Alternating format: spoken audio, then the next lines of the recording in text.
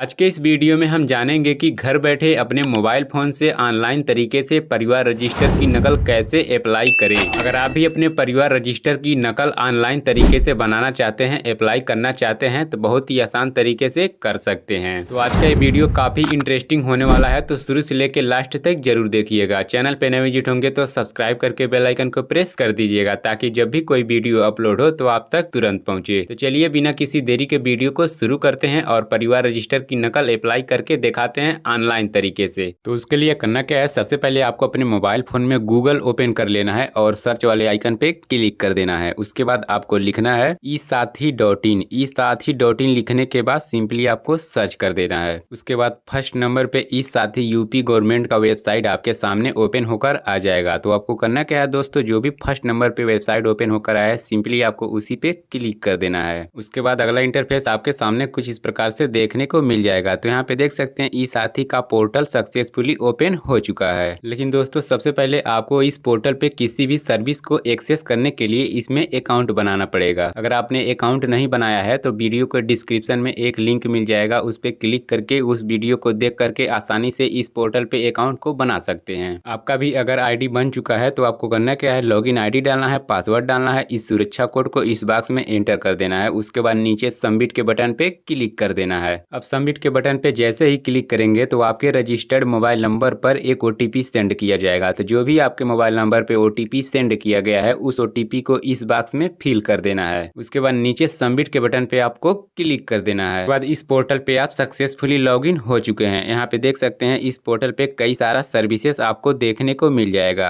यहाँ पे आय, जाति, निवास, कोई भी प्रमाण पत्र को अप्लाई करना चाहते हैं तो आसानी से अप्लाई कर सकते हैं। तो परिवार रजिस्टर की नकल यहाँ पे अप्लाई करने के लिए पेज को स्क्रॉल करते हुए नीचे की तरफ चले आना है और यहाँ पे आवेदन पत्र के सेक्शन में नीचे देख सकते हैं लिखा है कुटुंब रजिस्टर की नकल के लिए आवेदन। उसी वाले ऑप्शन पे आपको क्लिक कर देना है। तो यहाँ पे देख सकते हैं श्री, श्रीमती या कुमारी कोई भी यहाँ पे अप्लाई कर रहे हैं, महिला अप्लाई कर रहे हैं तो श्रीमती या और पुरुष अप्लाई कर रहे हैं तो श्री आपको टिक कर देना है। उसके बाद यहाँ पे उनका प्रथम नाम को एंटर करना है, उसके बाद द्वितीय नाम को एंटर करना है, उसके बाद अंतिम नाम को आपको एंटर कर देना है। जिनके भी नाम से अप्लाई कर रहे हैं उनका नाम यहाँ पे आपको एंटर कर देना है। नीचे आपको लिंग पूछा जाता है, तो पुरुष अप्लाई कर रहे हैं तो पुरुष पे टिक करना है, महिला अप्लाई कर रही तो महिला पे आपको टिक कर देना है। उसके नीचे आपसे परिवार प्रमुख के पिता का नाम एंटर करना है। तो जो भी अप्लाई कर रहे हैं उनके पिता या पति का जो भी नाम है यहाँ पे आपको एंटर कर देना है। फिर से उसके बाद आपसे पूछा जाता है प्रार्थी का नाम, तो जो भी यहाँ पे अप्लाई कर रहे हैं उनका क्या नाम है, यहाँ पे आपको प्रार्थी का नाम को एंटर कर देना है। उसके नीचे आपसे पता पूछा जाता है, तो जो भी आपका पता है अपने पते को यहाँ पे आपको एंटर कर देना है। दोस्तों नीचे आपको मकान नंबर पूछा जाता है, तो जो भी आपके मकान नंबर है अपने मकान नंबर को इस बॉक्स में आपको एंटर कर देना है। उसके नीचे मोहल्ला पोस्ट पूछा जाता है, तो जो भी आपका मोहल्ला है, जो भी पोस्ट है, जो भी आपका पोस्ट लगता है अपने पोस्ट को इस बॉक्स में एंटर कर देना है। उसके नीचे आपका जनपद पहले से सिलेक्ट रहेगा। अगर आपका जनपद पहले से सिलेक्ट नहीं रहता है तो अपने जनपद को सिलेक्ट कर लेना है। जो भी आपका जिला है अपने जिले को सिलेक्ट कर लेना है। उसके नीचे तहसील का नाम पूछा जाता है, तो जो भी आपके तहसील का नाम है अपने तहसील के नाम को इस लिस्ट में से खोज करके सिलेक्ट कर लेना है। फिर से उसके नीचे विकास खंड पूछा जाता है, तो जो भी आपका विकास खंड है अपने विकास खंड को भी यहाँ से सिलेक्ट कर लेना है। विकास खंड को सिलेक्ट करने के बाद दोस्तों आपसे ग्राम पूछा जाता है, तो जो भी आपका ग्राम है अपने ग्राम को यहाँ से सिलेक्ट कर लेना है। ग्राम को सिलेक्ट करने के बाद दोस्तों नीचे देख सकते हैं लिखा है कुल सदस्यों की संख्या, तो आपके परिवार में कुल सदस्यों की कितनी संख्या है यहाँ आपको एंटर कर देना है। आपके परिवार में जितने भी लोग हैं सभी का संख्या यहाँ पे आपको एंटर कर देना है। उसके नीचे आपसे मोबाइल नंबर पूछा जाता है, तो जो भी आपका वैलिड मोबाइल नंबर है अपने मोबाइल नंबर को यहाँ पे एंटर कर देना है। उसके बाद आपसे आधार संख्या पूछा जाता है, तो जिनका भी अप्लाई कर रहे हैं उनका आधार संख्या क्या है, उनके आधार संख्या को यहाँ पे आपको एंटर कर देना है। आधार संख्या एंटर करने के बाद दोस्तों उसके नीचे देख सकते हैं आवेदन शुल्क का भुगतान कर दिया है। अगर कर दिया है तो हाँ पे टिक करना है, वरना नहीं पे आपको टिक कर देना है। ये आपके ऊपर निर्भर करता है कि आपने भुगतान किया है या फिर नहीं किया है। उसके नीचे संलग्नक शीर्षक में आपको राशन कार्ड एंटर कर देना है। जो भी ये बॉक्स है उसमें आपको राशन कार्ड एंटर कर देना है और उसके नीचे चूज फाइल जो भी लिखा है अपने राशन कार्ड को यहाँ पे अपलोड करना है। जो भी आपका राशन कार्ड है अपने राशन कार्ड के यहाँ पे आपको अपलोड कर लेना है और उसकी मैक्सिमम साइज 200 KB से ज्यादा नहीं होना चाहिए, उसको आपको अपलोड कर लेना है। अब ये सब जानकारी जैसे ही आप फिलअप कर लेते हैं, ये फॉर्म को आप सक्सेसफुली फिल कर लेते हैं, तो आपको करना क्या है, नीचे सबमिट का बटन दिया हुआ है तो आपको सबमिट के बटन पे क्लिक कर देना है। उसके बाद आपके सामने कुटुंब रजिस्टर से विवरण प्राप्त करने हेतु प्रमाण पत्र इस तरह से ओपन होकर आ जाएगा। तो जितनी भी जानकारी आपने फिलअप किया है यहाँ आपको देखने को मिल जाएगा। एक बार आपको चेकआउट कर लेना है कि कुछ मिस्टेक तो नहीं हुआ है। तो आपको अच्छे तरीके से इसको आपको चेकआउट कर लेना है कि कहीं गलती तो नहीं हुई है, उसको सुधार कर सकते हैं। अगर आपके केस में लगता है कि हमारी दी हुई जानकारी सक्सेसफुली सही है तो आपको करना क्या है, नीचे देख सकते हैं प्रिंट का ऑप्शन दिया है, उस पर क्लिक करके इसको आप प्रिंट भी कर सकते हैं। उसके बाद ये सब करने के बाद दोस्तों नीचे देख सकते हैं लिखा है सेवा शुल्क भुगतान के लिए यहाँ क्लिक करें, तो आपको उसी पे क्लिक कर देना है। उस पे जैसे ही क्लिक करेंगे तो अगला इंटरफेस इस तरह से ओपन होकर आ जाएगा। यहाँ पे देख सकते हैं एप्लीकेशन नंबर जनरेट हो चुका है। तो आपको करना क्या है, सबमिट के बटन पे क्लिक कर देना है। सबमिट के बटन पे जैसे क्लिक करेंगे तो अगला इंटरफेस कुछ इस तरह से ओपन होकर आ जाएगा। तो फिर से आपको करना क्या है, यहाँ पे देख सकते हैं आपको 15 रुपए का पेमेंट करना होगा। तो नीचे प्रोसीड विद पेमेंट के ऑप्शन पे आपको क्लिक कर देना है। उसके बाद इस साथी.up.gov इन शेष का जो भी यहाँ पे पेमेंट है आ जाएगा। तो यहाँ पे देख सकते हैं ओके का बटन दिया हुआ है, तो आपको ओके के बटन पे क्लिक कर देना है। ओके के बटन पे जैसे ही आप क्लिक करेंगे तो पेमेंट करने का ऑप्शन आपके सामने आ जाएगा। यहाँ पे आप नेट बैंकिंग, यूपीआई, फोन पे, गूगल पे किसी के माध्यम से आप यहाँ पे पेमेंट कर सकते हैं। अब जैसे ही पेमेंट कर देते हैं तो आपके सामने ट्रांजेक्शन डिटेल आ जाएगा। यहाँ पे देख सकते हैं order number, application number, customer name, customer ID, transaction date और अमाउंट यहाँ आपको देखने को मिल जाएगा। तो यहाँ पे आपको करना क्या है दोस्तों, नीचे देख सकते हैं सुरक्षित करें लिखा है, तो आपको सुरक्षित करें पे क्लिक कर देना है। उसके बाद जो भी आपका परिवार कुटुंब की नकल है यहाँ पे सक्सेसफुल अप्लाई हो जाएगी। यहाँ पे देख सकते हैं पावती पत्र, एक्नॉलेजमेंट स्लिप यहाँ पे आ चुका है। यहाँ पे आवेदन संख्या, आवेदन का नाम और आपका पता भी यहाँ आपको देखने को मिल जाएगा। तो नीचे आपको प्रिंट पे क्लिक करके इस स्लिप को आसानी से प्रिंट कर सकते हैं। उसके बाद जो भी आपका स्लिप है सक्सेसफुली यहाँ पे प्रिंट हो जाएगा, डाउनलोड हो जाएगा। अब आपको करना क्या है दोस्तों, 10 से 15 दिन तक वेट करना है। आपको इसी पोर्टल के माध्यम से आपका परिवार रजिस्टर का नकल जो भी है डाउनलोड करने का ऑप्शन आ जाएगा। जैसे ही आपका परिवार रजिस्टर का नकल बन जाता है तो इसी पोर्टल पे आपको देखने को मिल जाएगा, वहां से आप प्रिंट कर सकते हैं, डाउनलोड कर सकते हैं। तो मुझे उम्मीद है वीडियो आपको पसंद आई होगी। अगर वीडियो अच्छा लगा है तो एक लाइक कर दीजिए। चैनल पे नए विजिट होंगे तो सब्सक्राइब करके बेल आइकन को प्रेस कर दीजिए ताकि जब भी कोई वीडियो अपलोड हो तो आप तक तुरंत पहुंचे। फिर भी आपको कोई कंफ्यूजन रहता है तो कमेंट बॉक्स में कमेंट करिए, आपको रिप्लाई के माध्यम से सहायता किया जाएगा।